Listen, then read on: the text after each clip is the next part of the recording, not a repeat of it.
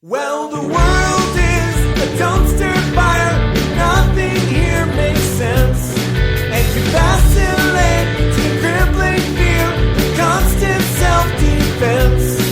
And nothing's right and nothing's good. And you're paralyzed with grief. Don't kill yourself, just have a cup of coffee. Welcome to Coffee Over Suicide, the dramedy podcast about mental illness and choosing life over death one cup of coffee at a time. I'm your host, Chris Parker Howard, and today on the show, I'm so excited for you to hear this. We have got the amazing, the wonderful Angela Marshall. And if you're not familiar with Angela Marshall, I can't wait for you to get familiar with Angela Marshall, because she's just full of insight and wisdom and laughter and joy, and that is exactly what I want to talk to you about right now. So settle in for a minute, just for a minute. Before we get into the conversation, I want to talk to you right in your ears about joy. When was the last time you expressed joy, like really loud and free, in public? I was walking around today with my earbuds in, like you do when you're an isolationist. And every once in a while I remember to take them out and just listen to nature and just be a part of things. I think that's important. That said, I was walking around listening to a podcast and something came in that made me laugh. And my first instinct was to feel embarrassed that I had laughed out loud. Now, for one, laughter is kind of embarrassing, but in all the right ways, because you are being forced to push air out of your face in a happy way. If you think about it like that, it sounds bananas, but that's what's happening. Something strikes you to the point where you're making a noise with your face involuntarily. How amazing is that? You know, think about it. While you're out there in public, on the treadmill, on the bus, in your car, in the shower, I hope your shower's not public. If it is, good for you. Be brave. But do this real quick. Just do this, if you would, and tell me how this went. Just go, ha! Let out one big ha, and see what happens. See what happens. Because honestly, the purpose behind this is twofold. For one, if you're afraid of doing something like that, it's always good to confront a fear that's not dangerous. It's always good. Your brain will reward you with all kinds of endorphins and things like that. It doesn't know that you didn't jump the Grand Canyon. It only knows you check something off the list. So you get delivered a king-size reward for a fun-size effort. Plus, the exclamation of joy is so rare these days. You know, there's a lot of gloom, a lot of doom, and a lot of it, quite frankly, is earned. Things aren't necessarily great in all places, but you know, some of that can be changed by you, by your day-to-day. There are certain things that you have the ability to adjust in your environment, in your life, with your own actions. So, I want to run an experiment, and this is going to seem absolutely crazy to some people, but wherever you are, whatever you're doing, in 4 seconds, I want you to laugh with me. Just one big laugh. Can we do that? All right, let's do that. 4, 3, 2, 1. Ha! How fun is that? You know what? I feel like we're best friends now. We've been through something. We've gone through something. Tell me how this went for you, or if you did it. I'm really curious. There's a very big need for joy and laughter and happiness in the world at all times. Even when things are going right, you can never have too much. So with that said, I'm about to give you another dose of joy. And this is a double shot. Angela Marshall. She is an ex-NFL wife who has survived herself in spite of going down into the darkness. She came back out. And you know what? She came back out like a real champ. And you can too. Let's let her tell how it happened. Let's talk to Angela Marshall.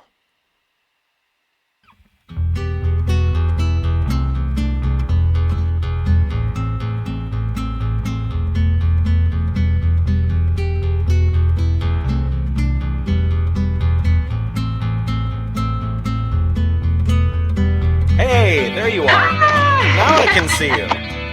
Now you can see me. Excellent. How are you? I'm doing great.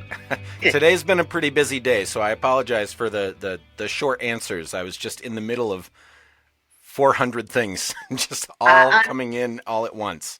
I understand that's how productive people are. I get it. Yeah. Hey, that's awesome. So first things first, let me just say hi. I'm so glad to have you here. Yes. Thank you. I am truly honored to be here. So tell me a little bit about you. Okay. First of all, where did you grow up? So I grew up in Augusta, Georgia, which is this is still home. I just travel to promote my brand and my business. Yeah. From here to there, different places, but Augusta is my home. Been born and raised here and bred and all that good stuff. So yeah. Yeah, nice. And growing up the way that you did, in the 70s in Georgia, I imagine that's pretty fascinating. Oh, yeah, all of that.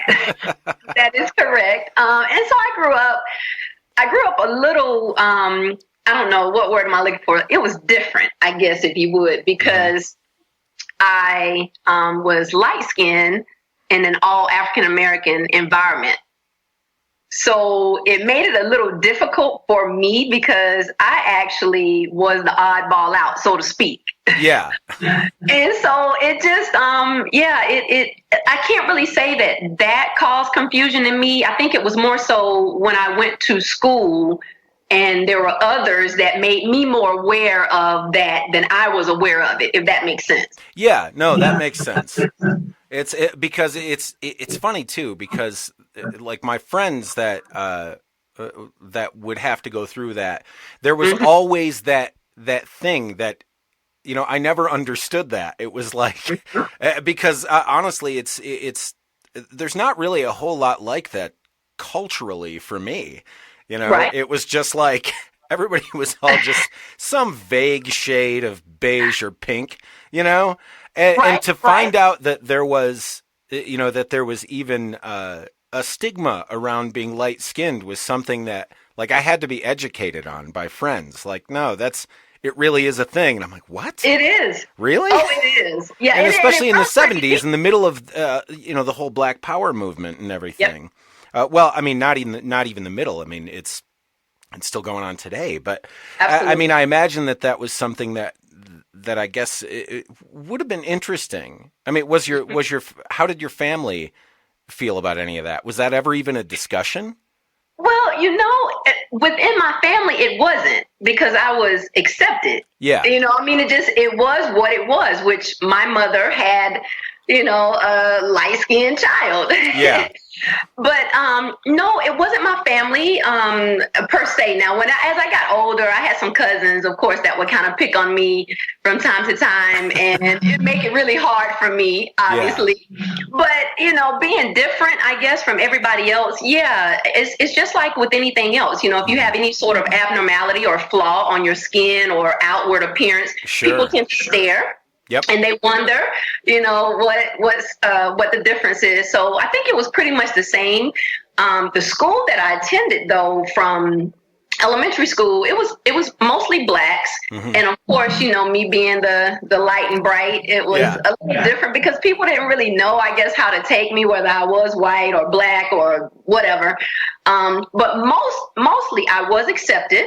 It wasn't that it was an all bad experience, but I use that as a part of my book and as a part of my platform because I know that there's a lot of people that are going through that. And I'm going to tell you something, even as an adult, my skin complexion is still a hot topic. Really? Oh, yeah, it's still a hot topic.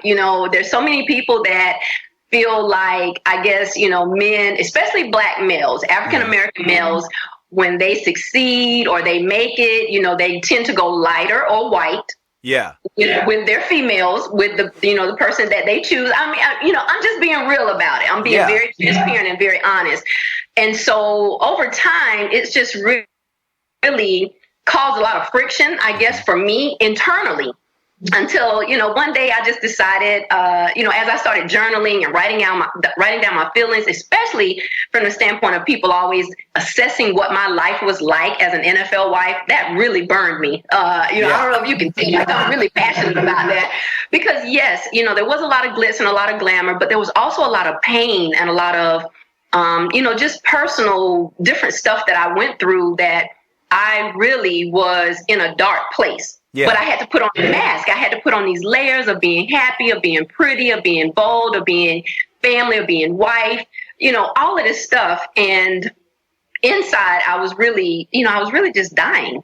So I think from the standpoint of now me being an adult and still being faced with that whole stigma of light skin, light-skinned female from time to time, it does. I will say it. I shrink to that little, 8 to 14-year-old age. It is so funny because I feel her too. Like I feel her coming on, and I have to tell my mind, stop it.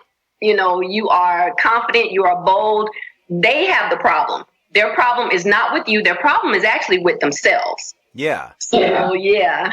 So how do you find yourself in a position where you decide that you're going to take all of these things that you've learned and you're going to start passing this on and paying it forward to others? Well, I'm going to be honest. It wasn't an easy task because anytime that you open up your life and you are vulnerable and you start being transparent, you are like this target for people to just pick you apart. And it's so funny because I'm like, how can you pick me apart about my life? How does that happen? Like, I'm telling you how I feel, how I felt, what I did, what I didn't do. How can you even dispute that? But, I guess in the words of, I forgot his name, who used to be the boxing promoter, Don King. Yeah, yes. Don King. It's the American way. So it's the American way for people to be judgmental, to be critical, to just have their own perspective and their own prerogative to believe or not believe. It's okay. Yeah. For me, when I decided to pen the book, I just really wanted to just free myself from a lot of, lies, a lot of deceit, a lot of just internal, pain and hurt that I had been feeling for a lot of years. Even though on the outside, I shined bright, but on the inside, I was tarnished and I was hurting. I was in pain. And, you could tell that just from my relationships because, certain relationships, friendships would kind of wane and fade and fall. And, and it wasn't necessarily them. It wasn't necessarily me. It was just I had not dealt with everything that I needed to deal with as Angela Marshall, Yeah. So once I decided, I'll tell you this, once I started going back over my journals, and, and I had written out how I felt, all my different emotions about different things.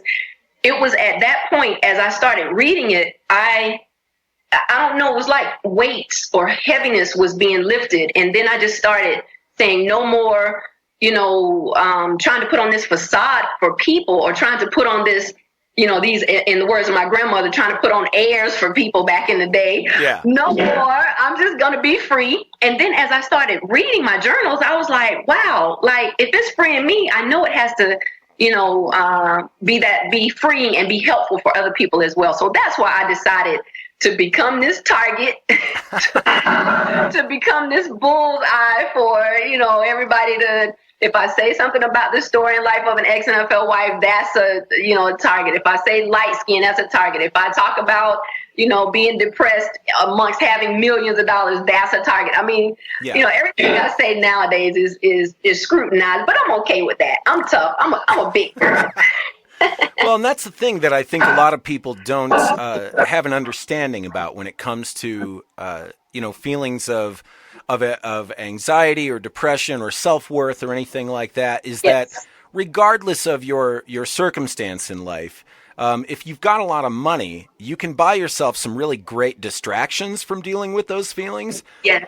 But you can't buy your way out of those feelings. You still have to feel them, and you still have to get through it. So what Absolutely, was your... because I was going to sleep and waking up with them every morning. Yeah. And I mean, was that your process to just distract yourself from it for a long time? Absolutely. Absolutely. Because far be it for me, as a person who was perceived to have it all, far be it for me to complain or for me to have, any type of problems or to put my burdens on someone else, because I've always been that person. I describe it as, what is that, that emergency electrical strip that you have where you have all these different outlets or things. It's like I was that outlet. Everybody was plugging into me and was zapping me or being energized from me, from my wisdom, from my works, from my money, from different things, just plugging into me. But then when it was time for me to get energy or get, some sort of focus or love back, there was none. Yeah. That's where it kind of falls short, especially when you are a natural giver. So for me, just being a natural giver, I tend to let people plug into me a little too long from time to time. But it's all good. Like I've said in a lot of interviews, even if someone were to say, Angela, based on your life right now, from then to now, what would you do differently? Nothing. I would go right back, do it all over again, because it's priming this woman that you see before you today that is just able to, walk in her truth, identify with her truth, and then help others in their truth. Yes. I wouldn't see anything. Yeah, when you're lucky enough to come out the other side of something like that, it's very rewarding because you find that all of that agitation, it makes lemonade. It can really turn you into something that's galvanized and a lot stronger than maybe you would have been if things had been easier. But, that's right. That's not to say that the adversity is always fun. Oh, yeah. Sometimes it feels dangerous. That's correct. Adversity and adversaries are never fun. Yeah. However, I do believe, and that's one of my content that I preach on or that I teach on is about turning stumbling blocks into stepping stones. Yeah. So it's just a matter of taking those blocks and, sometimes I may have to put it in the front, on the side, sometimes I may trip over it a couple of more times before I actually turn it into a stepping stone. That's just that's the human side of me. But eventually I will turn it into a stepping stone, no matter what, that's my goal. No matter how many tears I have to cry, no matter how many times I have to scream or I have to beat up myself, because a lot of times what I found though, Chris, is that it's not necessarily the outer that I'm fighting, it's inner. Yeah. And that's always been the case, because even when I became suicidal, it wasn't like my ex was so horrible, that lifestyle was so horrible, like I was living in, from paycheck to pay. That was not my case. Like, I had an abundance of things. And I had family, I had friends, I had things, but mentally and emotionally, I was not secure. I was not stable. And it's kind of like I turned on myself, if that makes sense. And I don't know how, it makes complete sense. I turned on myself, and it was like, woe is me. I'm the worst person ever. I'm worthless. I'm useless. I have no value. I don't add value, and again, like, I don't know how it all snowballed and became as great as it did, but I'm just so thankful for my daughter and, for the spirit that led her to come at that particular time and just help me through what I was going through. Because I hadn't talked to anybody about just how heavy and how weighted I was feeling during that period in my life. And I will admit, even now as an entrepreneur, as a woman, as a friend, as a mother, it's still, sometimes those weights, they get, day-to-day life gets so heavy, Chris. They get so heavy. Yeah. But I found that the more I smile and I'm just like determined to break free and break through and break out, then I'm able to knock those walls down, because I'm constantly like putting up walls in front of myself and doing things. Nobody's doing it to me. I'm doing it to myself. But it definitely sounds like there's a unique amount of struggle that you've had to deal with that such a fraction of people will ever know what that's like. Tell me a little bit about what it was like in the beginning of being an NFL wife, because that had to be a really unique experience. Well, I will say this. It was very scary for me. And I think it was scary because I just did not have my own identity. So I think when you lack your identity, it's a problem. Like if I had just a little bit more confidence when he and I walked together, it would have been different. Mm-hmm. But going into it, like I describe a time in my book where I'm dropped off. My mother-in-law actually drops us off at the airport. And then after she leaves, I'm bawling. Like you would have thought I was getting ready to attend a funeral because I'm crying so bad. Like, I'm intimidated. I'm scared. I'm afraid. I don't want to leave friends and family behind. I don't know what I'm walking into. I don't feel poised enough. I don't feel wise enough to just walk amongst the elite of the elite, only having high school education and having 2 children out of wedlock. Because at that time, we still weren't married. Yeah. So, not knowing the dynamics of all of that, it was just, I think a lot of things were just weighing heavily on me. And then just stuff from my childhood that had carried over. I still had not dealt with that.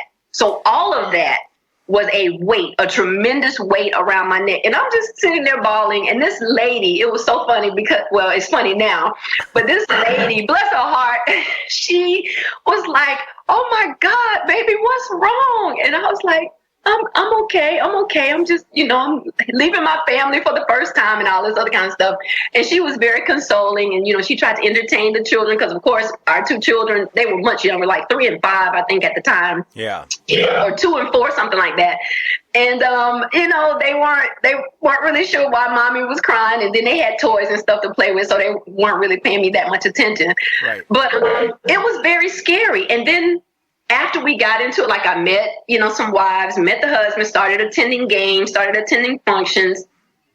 I was just really robotic, if that makes sense. It wasn't like I ever felt like I fit or like, I started like standing boldly, taking my place. It just didn't happen. I was still that intimidated person, that walked into it in 1992. That was just like, from 1994 to 1996. I was just this bundle of, weariness, of helplessness, of hopelessness, for absolutely no reason. Because at any given moment, I could have just, changed my mind and decided, you know what, I'm going to live. Like, this is crazy. Why are you replaying all of this crazy, this stuff in your mind and in your heart when most of it probably wasn't even true anyway? And if it was way past time to let it go. Yeah. If that makes sense. Yeah. But I think the thing on that could be that, when you tend to have a lot of adversity and you start building yourself up to be the kind of person that you're going to be when you're handling things, and you have that adversity and you have challenges and struggles that you've got to work through. Yes. When those obstacles are taken out of your way, sometimes you find that you're left with things that you've put off, especially when it comes to dealing with mental health issues. Yes. Was mental health ever anything that was discussed among your family?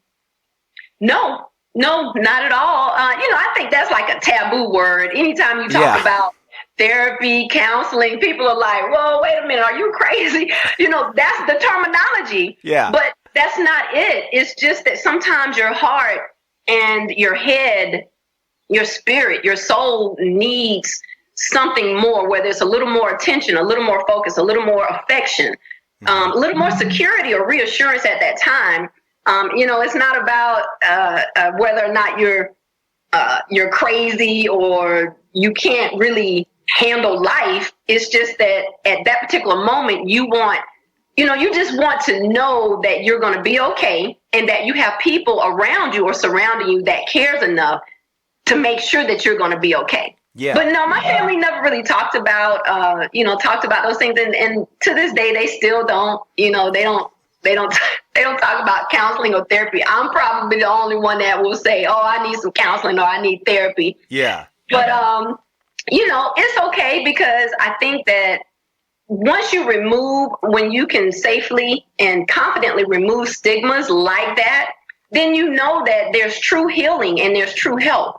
So now with being able, anytime that I'm able to express my feelings or just talk to someone about my feelings, about my emotions, oh yeah, it's always a help. Or when I can read something that is, that will help release me, when I can hear a song or a motivational video, inspirational, video on YouTube or some of those amazing, awesome speakers that are out there, anything that will kind of just push me, press me and propel me, from what I'm going through. So yeah, I think that if counseling was offered for Arthur, that's my ex-husband, and myself, he probably, because he was definitely shallow and vain, so he probably would not have wanted to do it because, God forbid anybody thinks that, he's not this perfect person, right? Or any of us, for that matter, aren't this perfect Penny, perfect Pete. That's what we're supposed to be. But, now, oh yeah, I do it now. I do it in a heartbeat because I think that anything that is going to help me and that's going to heal me and make me a better person, because overall, like, that's my goal. Like, I just want to be the best version of me that I can be to help, not only help myself, but to help others. Yeah. I mean, that's a really inspiring, amazing story. To get through and to put yourself out there like that, I believe me. I mean, even just looking at things from a statistical standpoint, the places that you've come from, a woman, African American woman in America, the demographics in that for suicide and depression are very, very low.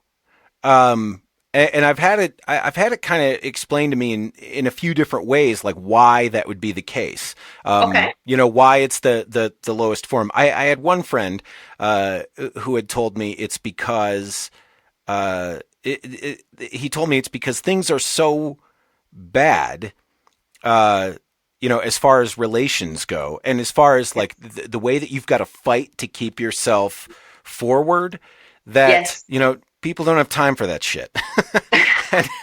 And the other thing that I've heard, is that the highest statistic, for suicides and depression is middle-aged white men. And the reason for that is because of white privilege. Because they have a certain amount of expectation that they think that life is supposed to turn out a certain way. And when it doesn't, they feel like they've just failed because I'm supposed to have all of these things. Okay. So, and you know what? I can accept both of those perspectives. Absolutely. What do you think about that? I guess I'm just curious what your thought process on that is. Well, now when it comes to African American women, we are taught to be strong. We are taught to be super women. Yeah. Wonder Woman, Catwoman, Batgirl, all wrapped up into one. Yeah. So, no matter what happens to you, you're supposed to pick yourself back up very quickly or don't even look like you've fallen. Yeah. Like that's the facade. Don't even look like you're falling. Don't cry. Don't let them see you, be weak. Don't let them see you be weary. And I agree to a certain extent. Now, as far as being vulnerable with, let's just say, haters or people or negative people that want to see you fail, absolutely. You know, I'm like, no, I'm good. I'm good. Even if I'm like bubbling inside, I'm good. I'm okay. But when it comes to like my real friends, family members, people that I know that really and truly care about me, yeah, I think that we should be more vulnerable and we should be more truthful with what we're going through, because, you know, that's the only way to heal. And when people don't know, they can't help you. Yeah. So from the standpoint of it being low, I think that, you know, that whole just stigma follows the African-American woman because, you know, first of all, we're already said to be bitter, to be mean, to be bossy and all of that stuff, which that's not true. That's the furthest from the truth. I think that, you know, just the no nonsense just comes from like years and years and years in the lineage of having to force ourselves to be strong in the face of adversity. But, you know, sometimes it gets hard. It gets really, really hard. Now, as far as like white males, the statistic that you just gave me for suicide for the white male, I find that a little difficult to believe that theirs is the highest, you know, suicidal. Yeah. But I can see when you say as far as, you know, the reasoning behind it is white privilege or, you know, having that entitlement. Yeah. Because I can see that being a reason why. Yeah. Well, I had to look that up because when I was told that, I said, no, there's no way. So I had to look up the statistics, and it was pretty alarming to me. That, I mean, in America we actually have, you know, rather high suicide rates and depression rates. You know, and that's not even to discount people who are not suicidal. Just people that have a general level of depression going on, because depression. I mean, it's dangerous. It's debilitating. It can make your life less wonderful than it has the potential to be. Absolutely. And there's a lot of us walking around with it. That's for sure. Because absolutely. Again, from my standpoint, how people look at me, even to this day, things that are, you know, that weigh a little bit more heavily on my heartstrings or weigh a little bit more heavily on me. You know, people they have no idea because, again, they see the outer and they're thinking that, you know, everything is okay, and I be like a mess on the inside.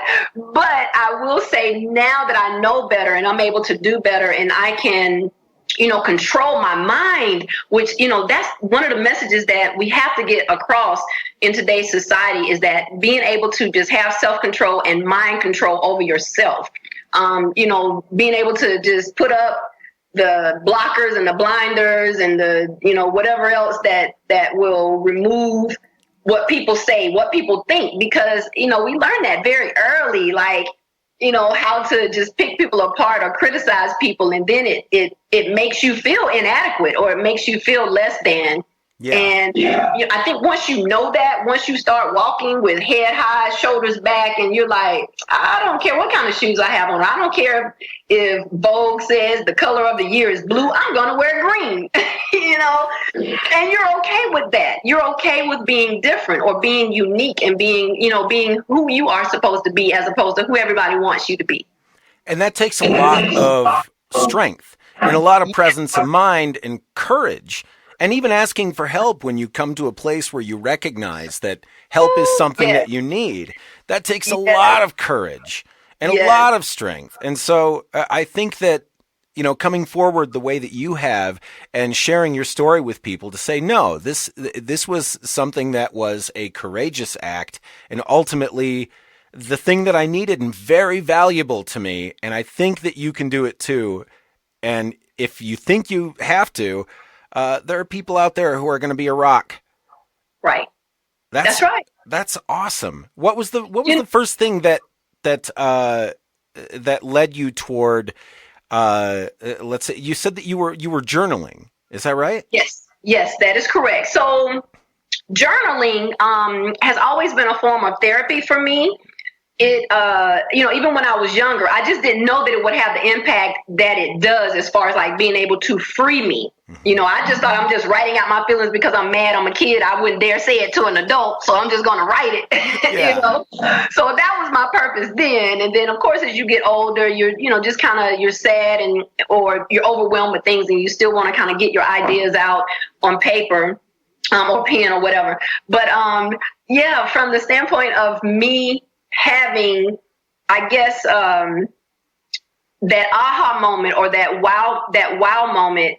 It was just a combination of things, but I think really what set the tone for me, and I'm saying this on another interview that I have that's going to deal with cancer. I don't have cancer. My mother had cancer, and she eventually died from it in 2013.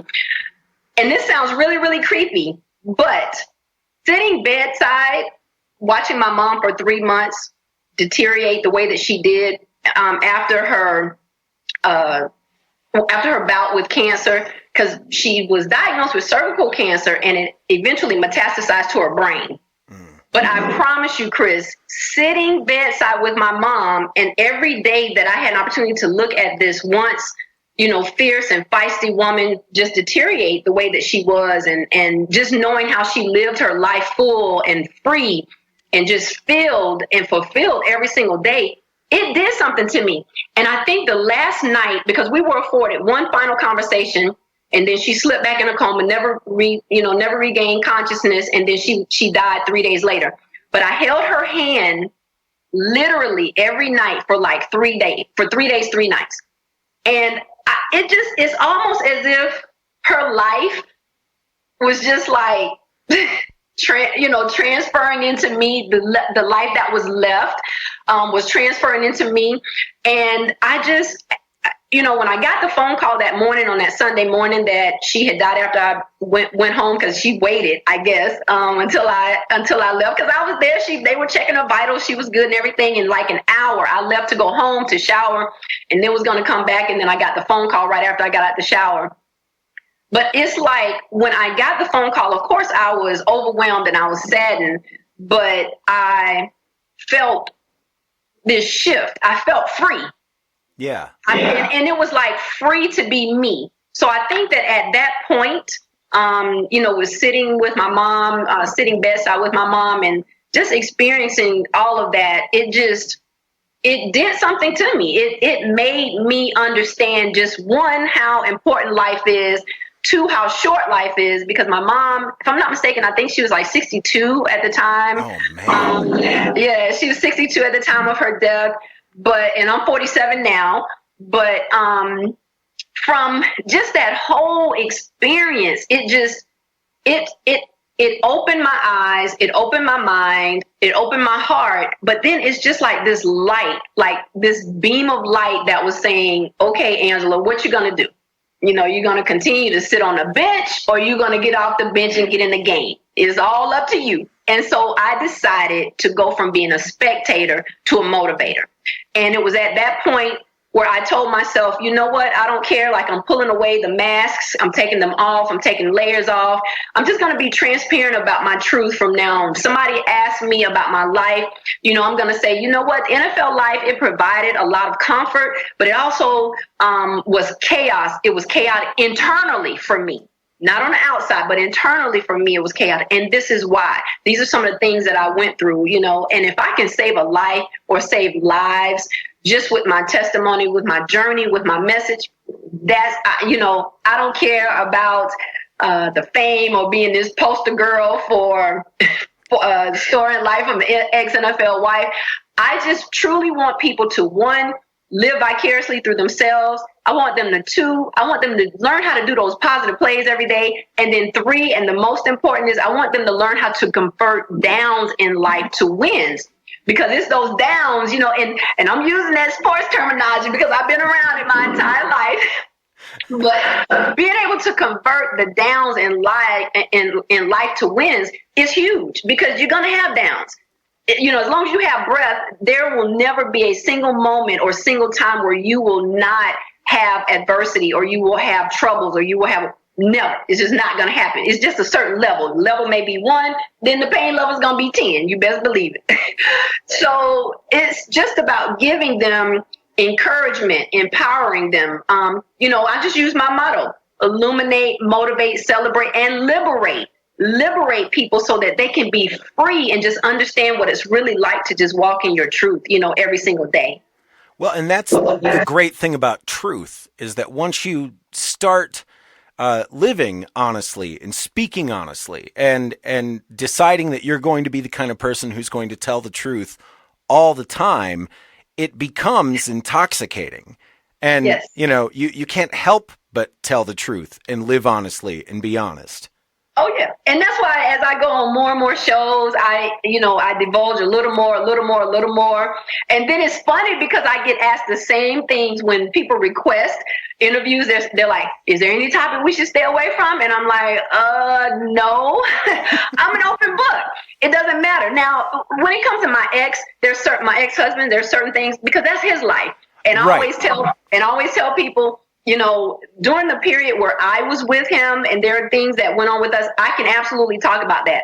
After that or before that, you have to get his number. You have to interview him, because then it becomes a story in life of an NFL player, not wife, Right. But no, I know exactly what I signed up for. It's ironic because my publisher, when I did the book, and we were like, my editor, and we were going over it, and they were like, are you sure you want to do this now? Because, once it's in print and once you put it out there, that's it. Your life is going to forever not be yours. And I was like, well, it's no different. It wasn't mine anyway in the beginning, because I was just pretty much existing. So why not? Let's do it. Push the button. Go ahead on and upload it. And it is probably top 5 in my life of one of the best things that I could have ever have done for myself. Absolutely. No regrets, no remorse. If I had to release it 1,000 times more, I'd do it 1,000 times again. So how do you discuss these kinds of things with your kids now? Well, our children are 29 and 31, so it's not difficult now. Right. It would have been, if I would have released it many, many years ago, I think there would have been some. But the thing about it is that our children were privy, and they should not have been as children, but they were privy to a lot of our dysfunction and, disagreements and whatnot. So they pretty much knew, but what they didn't know, obviously, about me, and I don't know how much their dad has shared with them, was just certain struggles that, that I went through. So now as they hear certain interviews and they hear certain things, they may make little comments, but, they're really, my children aren't fazed by my life. They're self-centered. They're selfish. They're living their own lives, But I think that certain things that I do talk to them about, just as far as relationship-wise, certain things that I see with them, how they impart maybe discipline or, correction or wisdom to their children. Yeah. And I can see myself a pattern where I did it wrong, and I can kind of step in to help them out. I'll impart stuff like that to them. I'll, kind of lovingly suggest, hey, I know I probably did that to you, but it wasn't right then, and it's not, it wasn't right then, and it's not right now.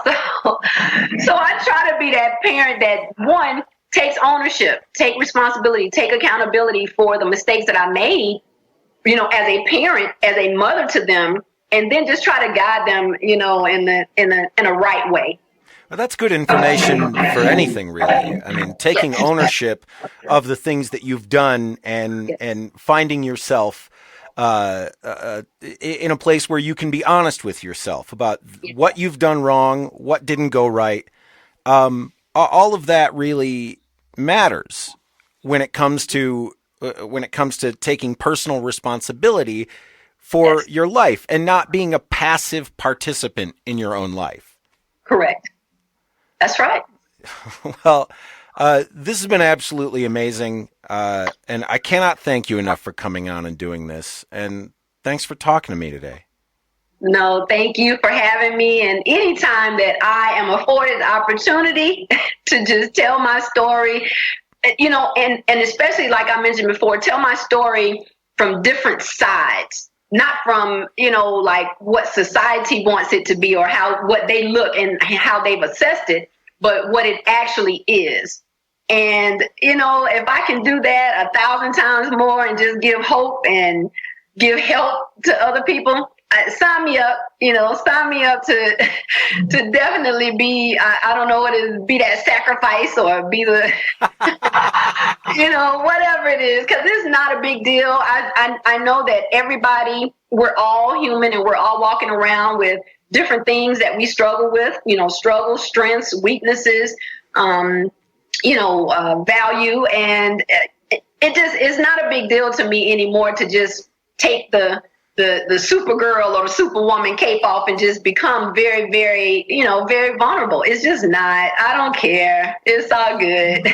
So thank you for having me on Coffee Over Suicide. I really, really appreciate it. And I look forward to us collaborating more in the future. And Absolutely. You're in Colorado, my old stomping ground. So if I'm ever out there, I'm going to look you up. Oh, you better. Absolutely. And there you have it. The amazing Angela Marshall. If you want to find out more about her book, and I know you do, it's called Reality to Rags to Riches, The Story and Life of an Ex-NFL Wife. You can get it in hardcover on Amazon or in Kindle. It's available all kinds of ways. You can ask your favorite bookseller to put it in stock, and if they don't have it, don't cause a problem. Just ask them nice. They'll probably get it for you.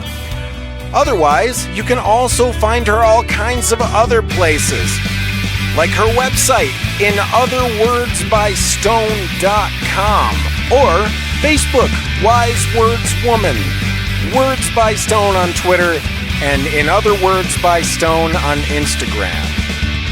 And as always, don't kill yourselves out there.